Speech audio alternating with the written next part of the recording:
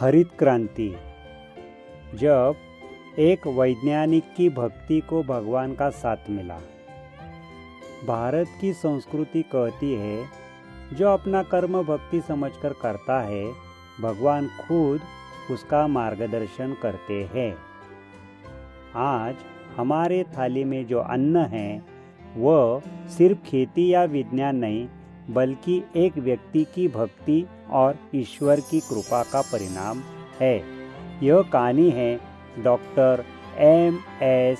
स्वामीनाथन की। 1960 से पहले भारत भूख से जूझ रहा था। अकाल, कम पैदावार, बारिश पर निर्भर खेती, लाखों लोग भूखे। ऐसा लगता था जैसे ईश्वर भारत की परीक्षा ले रहे हो, और हर परीक्षा में भगवान किसी न किसी को अपना साधन बनाते हैं। भगवान ने इस बार किसी संत को नहीं, एक वैज्ञानिक को चुना, डॉक्टर एम.एस. स्वामीनाथन। उनके लिए खेती सुधारना कोई नौकरी नहीं थी, यह उनकी भक्ति थी। वे मानते थे, भूखे को भोजन देना ईश्वर की पूजा के समान है। जब उन्होंने नए बीजों की बात की तो विरोध हुआ। यह भारत में नहीं चलेगा, यह बहुत बड़ा जोखिम है। लेकिन उनकी आस्था डगमगाई नहीं। वे कहते थे, जब उद्देश्य पवित्र हो तो भगवान स्वयं रक्षा करते हैं। किसान भयभीत थे।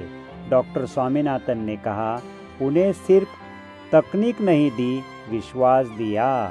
उन्होंने कहा, हम ईमानदारी से प्रयास करेंगे, फल ईश्वर पर छोड़ देंगे। और धीरे धीरे डर की जगह श्रद्धा ने ले ली। पूरा देश संकट में था, दबाव बहुत था, गलती की कोई गुंजाइश नहीं थी। लेकिन वे कर्मयोगी थे। कर्म करना हमारा धर्म है, फल देना भगवान का कार्य। यही भक्ति उन्हें अडिग बनाई रखी थी। न साधन पूरे थे, न सुविधाएं, लेकिन उनकी भक्ति पूर्ण थी। जहाँ इंसानी क्षमता समाप्त होती है, वहीं से ईश्वर की कृपा आरंभ होती है। डॉक्टर स्वामीनाथन ने कहा, मैं नाम, पैसा, विदेश का आराम के लिए ये कर्म नहीं कर रहा हूँ। इन सबसे ऊपर था उनका भक्ति भाव।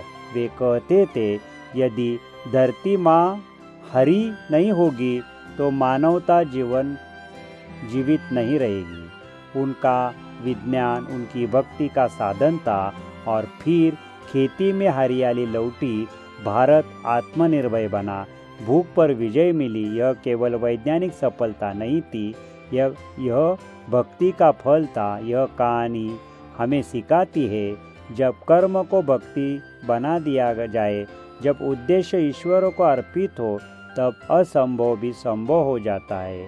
हर व्यक्ति मंदिर नहीं जाता, कुछ लोग अपने कर्म को ही मंदिर बना लेते हैं। Doctor MS. स्वामीनाथन सिर्फ वैज्ञानिक नहीं थे, वह धरती माँ के उपासक थे।